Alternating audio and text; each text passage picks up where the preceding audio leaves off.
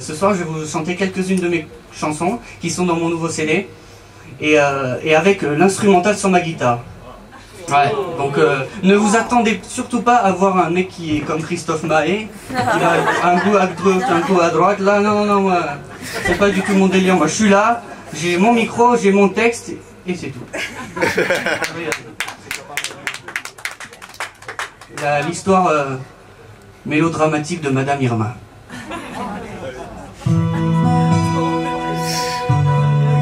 Spéciale dédicace à toutes les mamies présentes ici.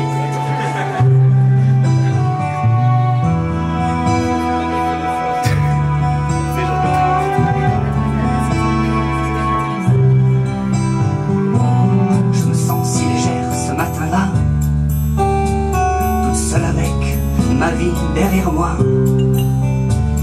Mon compagnon de chambre s'en est allé hier soir.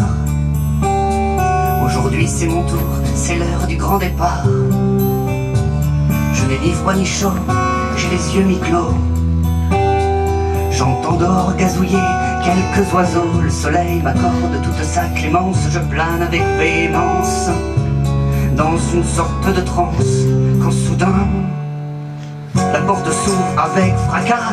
Bonjour Madame Irma, comment on va? On est prête pour le bain, on a fait ses besoins, voici votre plat de repas. N'attendez pas que ça soit froid. Elle me pose 1000 questions à la seconde. J'ai le cerveau qui boule, les neurones qui grondent. Comment veut-elle que je lui réponde? J'ai dans la bouche des tuyaux et des sondes. Qu'elle retourne faire sa ronde sans trop tarder, car ici y en a qui essaient de partir en paix. Après m'avoir manipulé avec toute la délicatesse d'un catcheur qui a un coup dans le nez, elle me recouche, puis quitte la pièce, décidée de prendre mon envol.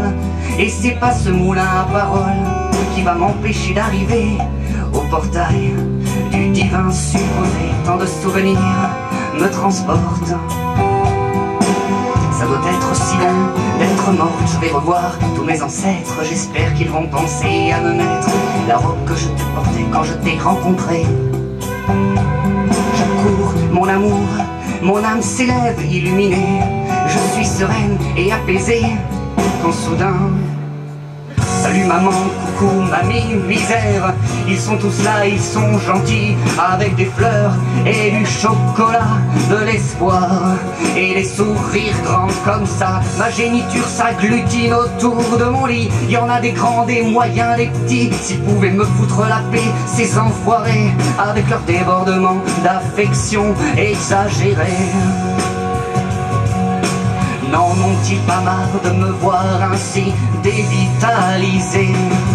Si seulement l'un d'eux avait assez de jugeote pour me thanasier.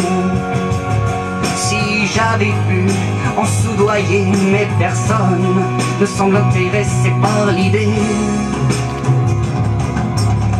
L'idée de me laisser mourir en paix.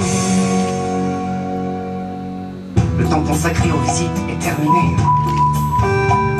Je regarde la chambre se désengorger de tous ces hypocrites venus pour s'assurer de la décrépitude avancée de la vieille édentée, annonçant de surcroît un bien bel héritage.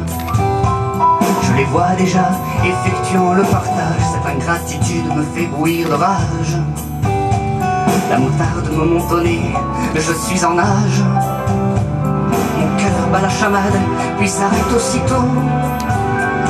Une lueur m'enveloppe dans un épais manteau. Mon âme pleure de joie, mon mari me tend les bras. Je suis sereine et apaisée quand soudain une farandole de blouse blanche arrive au galop, retroussant leurs manches, alertés par tous ces machins électriques. Ils me secouent, me tordent comme un élastique, criant Madame Irma, tenez bon, mais laissez-moi crever en paix. Bande de cons, je suis fatigué de vivre, le comprenez-vous, je suis impotente, et cela jusqu'au cou. Et pendant qu'il se tue à me réanimer,